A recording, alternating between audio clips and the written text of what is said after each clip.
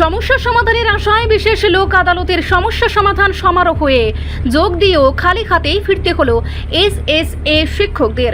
দীর্ঘ লড়াইয়ের পরেও দাবি পূরণ না হওয়ায় রাজ্য সরকারের মানসিকতা নিয়ে সরাসরি প্রশ্ন তুলেছেন শিক্ষক সংগঠনের নেতৃত্ব।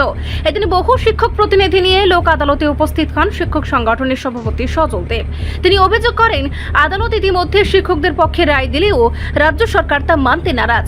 উচ্চ আদালতের নির্দেশের বিরুদ্ধে সুপ্রিম কোর্টে এসএলপি দায়ের করে বিষয়টিকে দীর্ঘায়িত করা হচ্ছে। সজল বাবুর দাবি, এই অনুষ্ঠানে সরকারি প্রতিনিধিরা কেবল তাদের সঙ্গে সৌজন্য বিনিময় করেছেন, কিন্তু সমস্যার স্থায়ী সমাধানে কোনো উদ্যোগ গ্রহণ করেননি। নেতৃত্বের ক্ষোভ, সরকারের সদিচ্ছার অভাবে শিক্ষকরা আজ চরম অনিশ্চয়তায় দিন কাটাচ্ছেন। তিনি বলেন, রাজ্য সরকার যদি সত্যি আন্তরিক হতো তবে নির্বাচনের আগে দেওয়া নিয়মিতকরণের প্রতিশ্রুতিগুলো অনেক আগেই বাস্তবায়ন করতে পারত।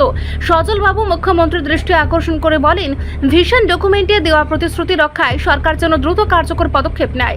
লোক আদালতের মতো একটি গুরুত্বপূর্ণ প্ল্যাটফর্মেও কোনো সদর্থক ফল না মেলায় রাজ্যের এসএসএ শিক্ষকদের মধ্যে ক্ষোভের পারদ তুঙ্গে উঠেছে। আদালতের দ্বারে দ্বারে ঘুরেও প্রতিকার না মেলায় শিক্ষকরা এখন আন্দোলনের বৃহত্তর পথের দিকেই তাকিয়ে আছেন। আজকে আমরা এখানে এসেছি, আপনারা অবশ্যই জানেন যে আমরা যারা সর্বশিক্ষায় কর্মরত রয়েছি, আমাদের ত্রিপুরা রাজ্য সরকার দুইবার ত্রিপুরা হাইকোর্টে আমাদের সঙ্গে হেরেছে। নিয়মিতকরণের পক্ষে ত্রিপুরার উচ্চ আদালত আমাদেরকে রায় প্রদান করেছেন, কিন্তু রাজ্য সরকার দুইবার হেরেও পরবর্তীতে মাননীয় মহামান্য সুপ্রিম কোর্টে এসএলপি করেছে। সেইখানে আমাদের এটা চলছে।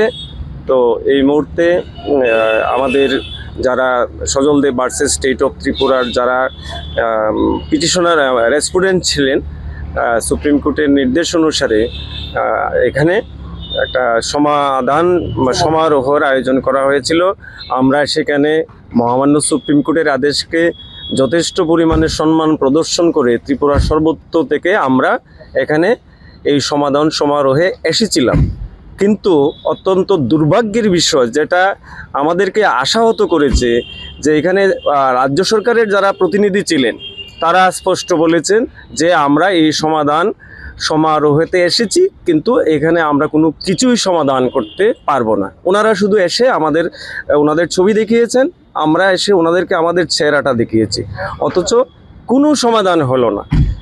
এটা অত্যন্ত দুর্ভাগ্যের বিষয়। আমাদের একটা রাজ্য সরকারের উপর আশা ছিল যে যেহেতু দুইবার রাজ্য সরকার ত্রিপুরা হাইকোর্টে হেরেছে, অন্তত হয়তো কিছুটা বুদ্ধোদয় ফিরবে যে না, এবার সর্বশিক্ষার শিক্ষকদের নিয়মিতকরণ সহ যাবতীয় যা কিছু আছে এই আদেশ বা এইটা মেনে নেবে।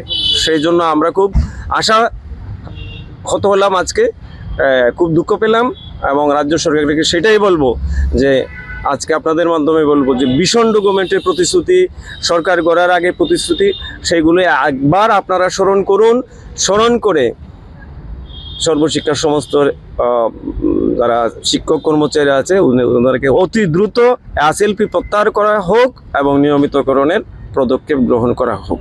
আজকে কার সাথে দেখা হলো? আজকে রাজ্য সরকারের প্রতিনিধি ছিলেন, ফিনান্স অর্থ দপ্তরের প্রতিনিধি ছিলেন, সমগ্র শিক্ষার প্রতিনিধি ছিলেন, আর হয়তো লোক আদালতের প্রতিনিধি তো থাকেনি, আর আমরা শিক্ষকদের একটা প্রতিনিধি গিয়েছিলাম। এখন কিছু বলবেন? সমাধান হয়নি না, কোনো সমাধান হয়নি। এর জন্যই আপনাদের মাধ্যমে রাজ্যের মাননীয় মুখ্যমন্ত্রীকে বার্তাটা দিচ্ছি আর কি, যে আপনি বিধানসভার প্রাককালে ভিশন ডকুমেন্টটা একটু পড়ুন, এখানে কি প্রতিশ্রুতি দেওয়া ছিল সেটা একটু দেখুন। হ্যাঁ, আপনি সেই সময় মুখ্যমন্ত্রী ছিলেন না, সব কিছু ঠিক আছে, বিপ্লব দেব ছিলেন, কিন্তু আপনি নতুন এসছেন। 2018-র ভিশন ডকুমেন্টটা একবার আপনি পড়ুন, পরে আমাদের জন্য কি বলেছিলেন সেটা আপনি একবার নিজেকে জানুন, তারপরে আমাদের জন্য নিয়মিতকরণের পদক্ষেপ নেবেন। এই বার্তাটাই আমি আমার মাননীয় সকলের প্রিয় মুখ্যমন্ত্রীর কাছে এই বার্তাটাই দিতে চাই, আপনি একবার জানুন। আজকে আপনাদের মিলিত হয়েছেন, কাদের উদ্যোগে? রাজ্য সরকারের উদ্যোগে আপনাদের দেখানো হয়েছে? না, এটা কোনো রাজ্য সরকারের উদ্যোগে নয়, এটা মহামান্য সুপ্রিম কোর্টের অর্ডার ছিল এবং এটা যে আপনারা লোক আদালতের প্রতিনিধিরা আমাদেরকে নোটিশ করেছে। আমরা সাবরুম থেকে লংতরায় সমস্ত অংশের প্রতিনিধিরা স্কুল বন্ধ করে স্কুল ছুটি নিয়ে টাকা অর্থ খরচ করে আমরা এখানে এসেছি এতগুলো লোক।